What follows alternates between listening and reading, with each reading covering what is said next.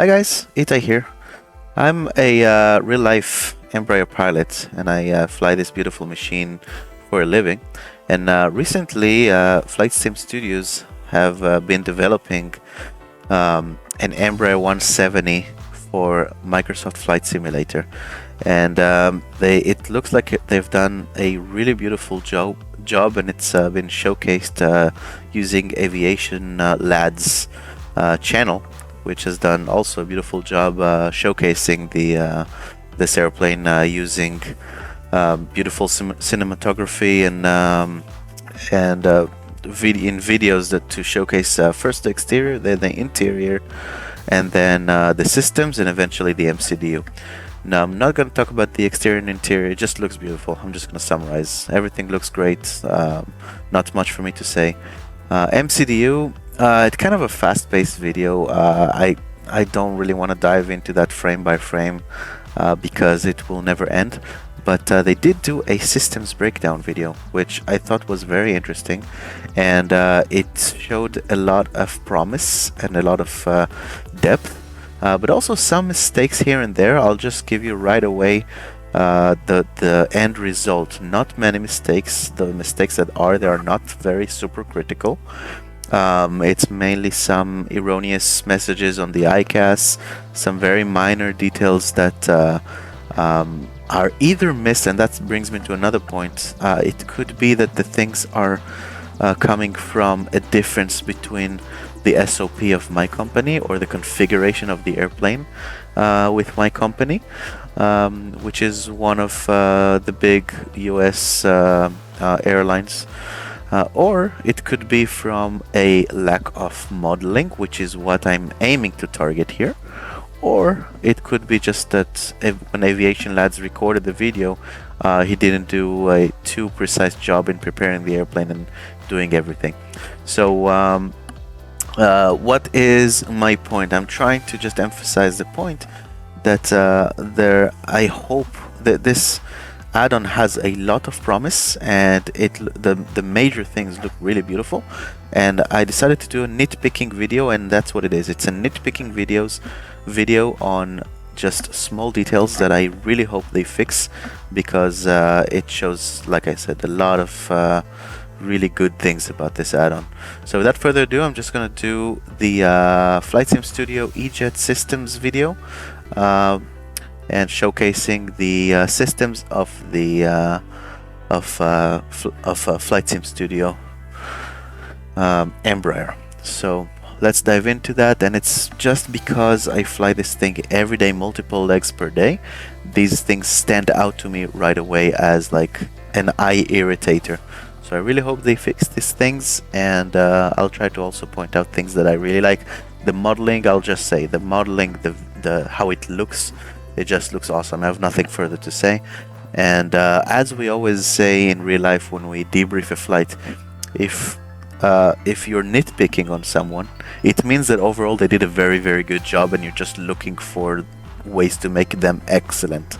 So that's what I'm doing here. I think it shows, based on these short videos, like an excellent add-on, and I just hope they fix those little things to make it really, really excellent. Because when I was about to do my type rating in real life on the Embraer, there wasn't a lot of material around, and there wasn't a lot of good quality add-ons for Microsoft Flight Simulator. So as opposed to Boeings and Airbuses, when there's plenty to go around. So I really hope we have finally a good Embraer for Microsoft Flight Simulator. Okay, without further ado, I'm going to start the video, and I'm going to pause it as soon as I see something that I want to comment on.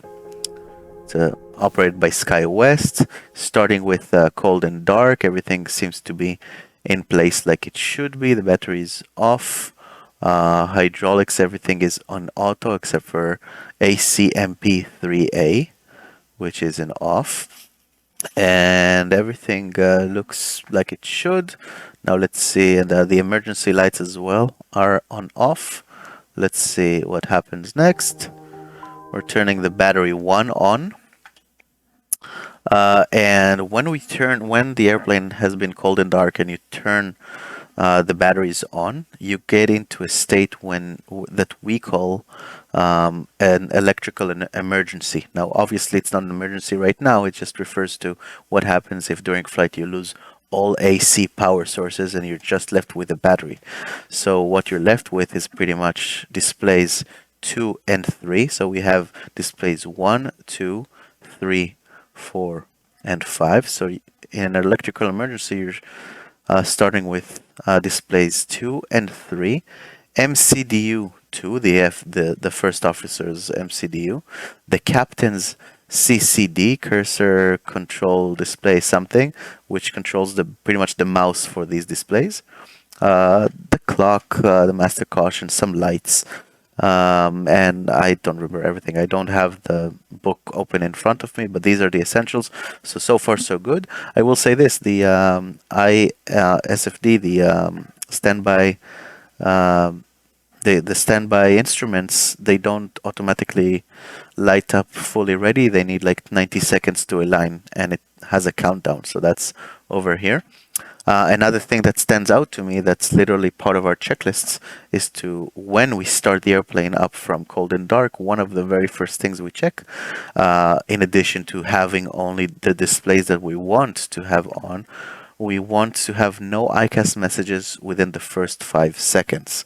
That being said, it's not like 5 seconds later we have a bunch of messages. It's usually, I don't know, a little bit more. I want to say 15, 20 seconds. I never counted. But there's a good few seconds of no ICAS messages popping up to trigger the caution and the warning system. And only after said time has passed, it pops up, we cancel those, and then we can keep checking. In this instance, this is when we would check the fire extinguishers. Another thing, obviously the chrono, the clock, it would only populate the actual UTC time. The timer, the chrono itself and the elapsed time are not gonna show up. Chrono is only when I start this button here to count up pretty much the seconds and the minutes, and elapsed time, it just turns on automatically as soon as the airplane gets airborne to count how much time we have in the air. Okay, that's it for this frame. Let's keep going. And here's the second battery coming on, and we have the flashing emergency light not armed, which it should be there. Honestly, it shouldn't be flashing, but it definitely should be there. So that's, I guess, another point to improve. It should not be flashing. Also, we have the door passenger forward open, then the door cargo aft open. So let's talk about this. We see very nice ICAS display, very nice. This is the MFD. We saw that earlier. This is display 2. This is the MFD status page. So what we can see here we can later populate with vertical situation display. So we have over here the brake temperature, the emergency brake accumulator pressure. Then we have here the engine oil levels, battery 1 and 2. So that's maybe a mistake I hope they fix, because we don't really want to see 21.1 here. One of the things we check when we start up from cold and dark is we need to check that both batteries have at least 22 volts in order to continue with nothing further to do. So at least 22 volts. Realistically, we have always above like 22.7, 22.8, whatever it is. Maybe even 23. I can't remember whether the normal values. Definitely no less than 22. Between 21 and 22, we can do it without a maintenance write-up, but we have a table that we have to go to, and we have to charge the batteries a certain amount of time on some AC power source before we move on, before we take off. So this is already, for us, a cautionary range. It has some, we would need to address this table. Anything below 21.0 volts on either battery, we would have to make it a maintenance write-up, and they would have to come out and check it. Here we have the gross weight, the true air temperature, and the static air temperature. They would not necessarily show because it's unreliable on the ground. Flight number would show up here, and obviously all the doors, and these are the duct pressures from the bleed airs. So here we have obviously the door situation and the passenger and cargo. These are always illuminated when we're in a situation like that on the ground, stuff like that. Now the ICAS messages for the doors, the first two big red warning lights here, they would not show up unless any of the engines are on. So when the two engines are off like that, we will not see the door open thing here. Now I can't remember. So we will for sure see something here in the slat flap. We will see 0. I believe in an electrical emergency, we would see the slats and flaps illuminate in yellow, and we would see the separate 0 and 0 for the slat and the flap separately. Now that's only for electrical emergency. I'm almost positive. Please comment if you think I'm wrong or right. And if there's a debate about it, I might actually check it in the books. Either way, it would not be blank here. It would either show a green 0 for the entire slat flap configuration. So the way the slats and flaps work is we have preset configurations 0, 1, 2, 3, 4, 5, and full. When everything is normal, as in not an electrical emergency and not any slat flap irregularity, we would see here just one digit for what configuration is it. And let's say configuration 1, configuration 2, or 3, they all have a preset position for the slat and flap. But it just translates into whether or not are we in the correct configuration. When there is an irregularity, we would see two different digits here, one for the slat and one for the flaps. Pitch trim. It's okay, it's just me nitpicking again. We would usually find the airplane, at least in my company, either at 4.0 and green, which is what we would try to leave the airplane in most cases, or when the temperature is below 0, which it looks because it looks like it's snowing outside, we would find the pitch trim all the way down, because this way, if the station would be de-icing the airplane before us crew ever show up to the airplane, they could do that, because this airplane is the configuration for de-icing is with the pitch fully down. So these are really, when you go to the airplane in the morning and start it up, at least in my company, you would either find it at 4.0, or if it's cold outside, you would find the pitch all the way to down. The rest, obviously, what we can see here looks good, very good indications. I believe the pressure in PSI should be 0. Let's actually look at that. I have a cockpit at the gate situation, and yes, as you can see in the oil pressure for the engine, as long as it's 0, it's showing red tape around it. Another thing you can see is that the doors are open indeed, and while the engines are off, we don't see those door messages on the ICAS. We just see them in the MFD status page.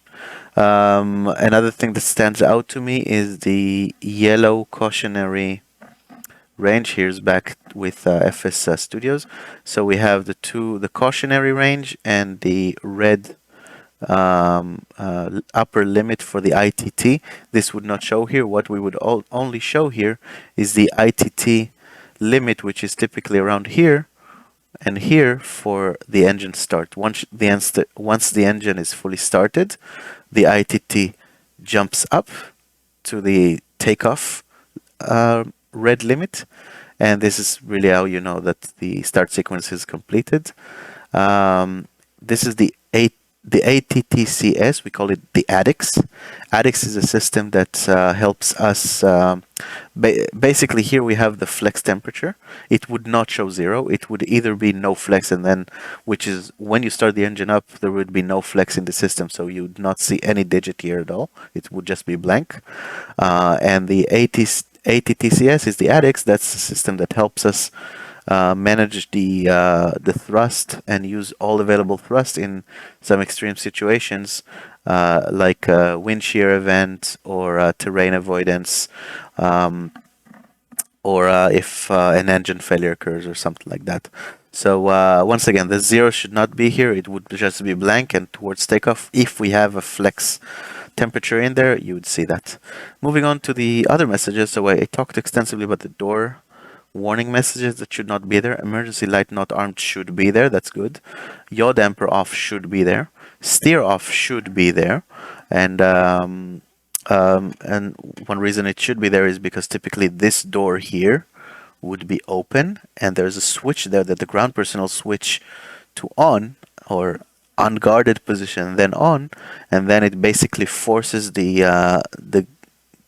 nose wheel steering to be disengaged, and that's what we see here, the steer off.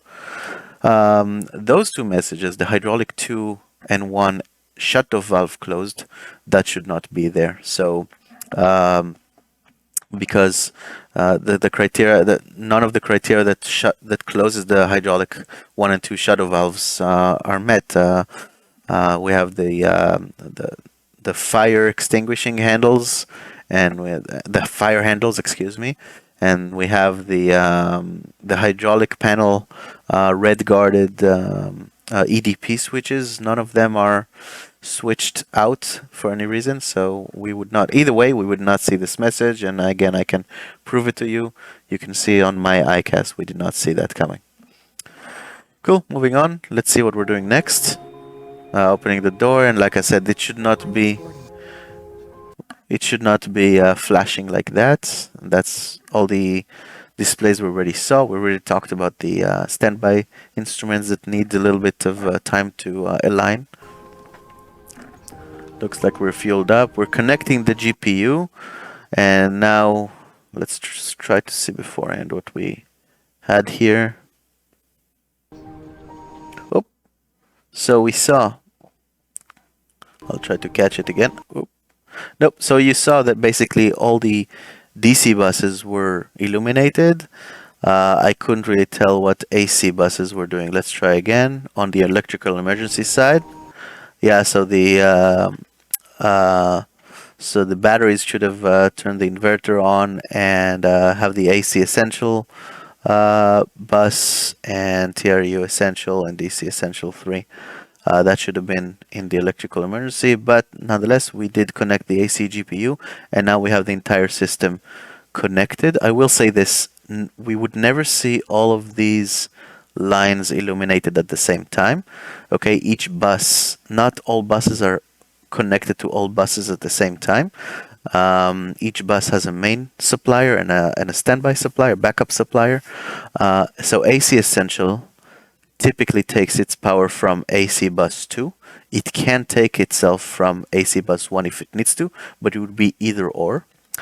Same for the DC buses, they would not be interconnected like that. AC bus 1 would power TRU 1, which would feed DC bus 1, which would feed DC Essential 1. AC Essential, TRU Essential, DC Essential 3. TRU 2 would feed DC bus 2, DC Essential 2. So all of these connections here would be whited out. Now I don't know exactly if they really simulated each and every bus and components. I don't think there's a reason to be honest. But the display itself is not realistic, even if just for cosmetics. You can see here in the picture exactly what I told you. AC Essential bus is connected only to one of the other AC buses, and the DC buses are just like that, would not be connected to one another for no reason. So that's nitpicking on that. Another thing is we would probably see the battery voltages at 28 like in this display because they're being charged right now. And the APU start bus, you see that the APU start bus at the bottom is white, as in it's not powered. That's because the only time we would see the AC APU start bus being powered is when we start the APU. So in this situation, the battery 2 would disconnect itself from DC Essential 2, and it would connect itself to the APU start for the engine, for the APU start, to dedicate itself completely for the APU start, because it takes a lot of power. Battery 1 is also involved in APU start, but it just powers the FADEC itself for the APU. That's all I have for this frame. We can see GPU connected. Again, GPU connected, it's not realistic because we would only see this message if the parking brakes are off or not set. So in this case, we have parking brake set, so GPU connected we would not see that. The rest is pretty much the same as we saw it before. Let's keep going. Here it is, the APU is coming up. We can see it's starting to power up. I just want to make sure I didn't miss anything. Oh yeah, I did miss something. So as you can see now, the APU is starting and it's almost fully started. The bleed APU valve open, yes, but it would turn on a little bit later in the process. First, we would get the APU to fully running, as long as it's above 98% or 97%. Excuse me, above 95% for more than 3 seconds, then we would have the APU power available, and then this is when the bleed APU valve open starts, but it takes a few seconds to actually show up here. We can see for some reason that we are again in electrical emergency, again for some reason, with no AC essential, again for some reason, an AC standby. We threw the inverter. For some reason, the AC GPU is not connected anymore, and the voltage and the hertz are not correct, because if it's connected and it's of good quality, like you see here, the APU is connected and then the AC GPU would still show green, just it would not actually power the system, but it's available and in good condition, so you would see that here. So once we have it started up, oh, there it is. So yeah, now we have the APU feeding the entire system. Same stuff that I said previously about the system, and again the AC GPU still it's good, it's of good quality, so it should show green. Okay, I'm gonna leave this point alone. I think I nailed it on the head multiple times. Slat flap, it still bothers me. I'm sorry. The rest looks okay. Here we are, the APU is clearly on. We're clear to start the engines. Very nice depiction of the guarded engine start switches to start. Another thing that kind of nitpicking again, and I'm pretty sure, I don't know if it's the capability of the product or just straight up the AviationLads, when they recorded this video, we would be on the ground with alt on until we're about to take off. So just altitude reporting on. TARA, we would only switch through the MCDU here when we were about to take off. And typically we would be with nav 1 and 2 in auto mode. So auto tuning, so we would see the words auto here and auto here. And this would be magenta here. Now, I don't know if he did it on purpose on 110.5. You can hard tune it to a certain frequency, but typically for takeoff, we leave it on auto-tuned. Unless there's a very good reason, so I can't really judge what he's doing here. Nice depiction of engine start switches to start to run. And start sequence is going.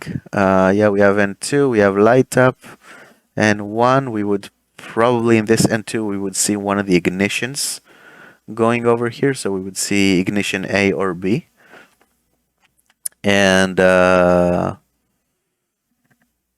yeah, we would typically, and not yet, the generator for this engine would not yet be available so early in the process.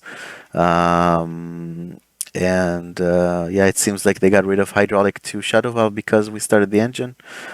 I guess in my company specifically, that's I guess unique for our SOP. I don't know if it's unique, but that's what we do. We turn on both electric hydraulic pumps to on. So we would see this message here, and then because it helps with providing continuous hydraulic pressure, even if we start engine 2 first, because the airplanes automatic system logic for single engine taxi supports engine 1 being operative and engine 2 being off. So if we preemptively just start both all hydraulic pumps to on, then it would support this operation. So that's an SOP anecdote, not necessarily a point to improve.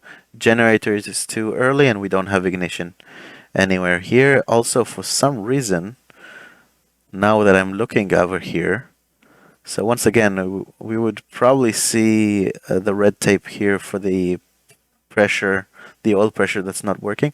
For some reason, both engines already have 240 pounds per hour fuel flow. So that's low for starters, unless it's kilograms, I don't know. But for pounds, it's low. But why both? This engine is off. The left engine is off. So this is not correct. Let's keep going.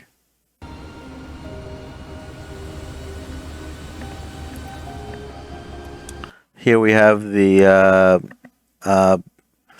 second end, the engine number 1, the second engine being turned on. We have this is the hydraulic synoptic page.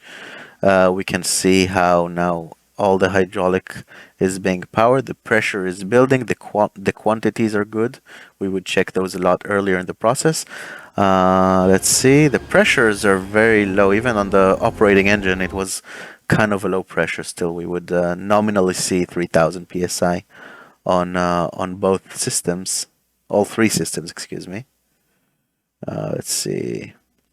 So we can see here engine 2 is already being stabilized for a while, and it's only 2,608 psi. It's kind of low, to be honest, especially if you have a full reservoir. System 3 here is most representative, but A would probably pressurize the system at this point. So for some reason, ACMP pump A 3A is not working, and it should be on at this stage. If it wouldn't be on, then we would see an ICAS message for it. So moving on, we can see here 1, 2, and I hope it's a 3 for the elevator right hand. The hydraulic system that governs the actuators for the systems changes between an even and an odd day. So then different actuators would work on every other day. And of course, we can see that the PFD is completely not set up. We'll talk about it a little bit later. Checking the flight control check. The flap lever looks really good with that knob. That really looks excellent. And as I said, modeling in this airplane is just fantastic. I really like it. So kudos on that. Let's keep going. Here are the flaps. That's another thing that bothered me. I remember the slat and flap. Here's the two boxes that I told you. It should, under normal circumstances, with all the AC power and no flap slat irregularity, we would only see one box here for just the position. So right now, the first officer has selected position 2. So we would see one box here, and it would be dashed until it gets to position 2. And the slat and flaps don't move together. The slat moves first to its position number 1. The slat really has 3 positions: up, 1 to 3, and 4 through full. So it would move to the first position, then the flaps would move. So slat first, then flaps would move, and only when the flaps finished moving, we would see the slat flap, just the one box, just showing the number 2. Moving on, RTO on the auto brakes. It's snowy. The runway is contaminated clearly. It is snowing. It's clearly very cold. I would expect to see some anti-ice. I did not see so far. Let's stop here. So here you see clear that the 1 and 2, that's incorrect. It would be just one box. Auto brake RTO, that's correct. It looks good. Clearly nothing is set up on the MCDUs and the FMSs. This is not, we would typically not take off like that. The pitch trim is not set up at all. And let's see. What I want to see here, we have the takeoff, and I don't know what it says here. auto throttle here, LNAV and roll mode and takeoff, I think. Let's see, I think there's a better view that shows it a little bit better. There it is. So this is already incorrect. Hold would be here, excuse me. Takeoff armed would not show here, but it will go to takeoff again after takeoff. Hold mode is active, and takeoff mode will re-engage after liftoff. Track is incorrect. Track would only show here for go around, not for takeoff. For takeoff, we would see roll here. And LNAV armed is correct. Typically, if LNAV was armed, perhaps VNAV would be armed as well.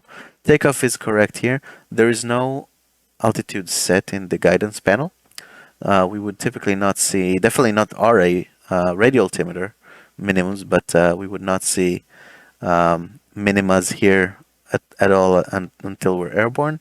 Obviously, the heading, the FMS, nothing is set up here, and it doesn't seem like there's any V speeds programmed. I hope this airplane can do that.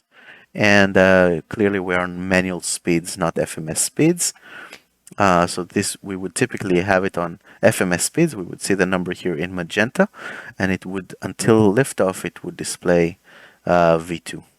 Excuse me, until we hit the next mode. Now, when we are set up for toga right now, we see the crosshair, which is correct, but the vertical, the pitch flight director would show roughly 10, usually 10 point something when it's set up. So something is clearly incorrect here. I don't know if it's because of AviationLads setup when he took this video, or it's the capability of the product. I really hope it's the former. And then we're taking off. Not much to say about that. Here's a rejected takeoff, and when the thrust reversers are being operated, when the thrust reversers are being operated, the spoilers and the ground spoilers automatically deploy.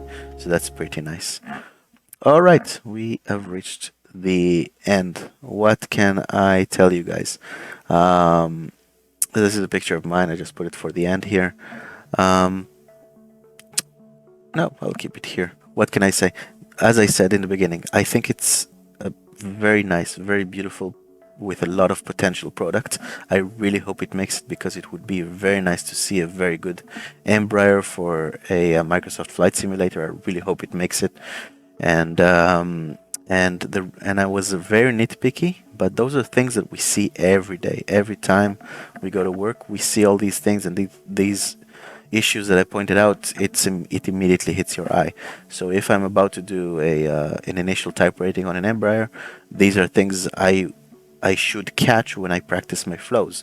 So if I want to practice flows on this product eventually on the FlightSim Studio E-Jet, I would want these things fixed. And these are not crazy in-depth stuff for what happens for a very specific failure. No, all we saw here was all systems work normally under normal circumstances, like they should every flight. So that's why it's not like a very specific failure, and this is why I think these issues should be fixed. Now, I did reach out to FlightSim Studio. They were kind enough to answer and point out that there has been substantial progress with the airplane since this video was taken or shot. So and they did say that they have an extensive beta team using multiple Embraer real life pilots. I hope to also be consulting them and helping them, because they were very nice. They were very communicative, and I do see all the love and attention that they put into this airplane. So I hope they keep doing that and give us a very good airplane and product that, at least under normal procedures, behaves like it should. And that's all I got. If you think I'm too nitpicky, let me know. If you think if I missed things that you know and I did not notice, please let me know as well. If this was helpful in any way, I would also very like to hear that. I was just trying to help better the flight sim community through my knowledge, and this is typically what I try to do with my channel. So very happy to hear your thoughts, comments, concerns, and I will see you in the comments, and I will see you on my future videos. Merry Christmas to everyone, and happy holidays, and see you around. Blue skies. Bye bye.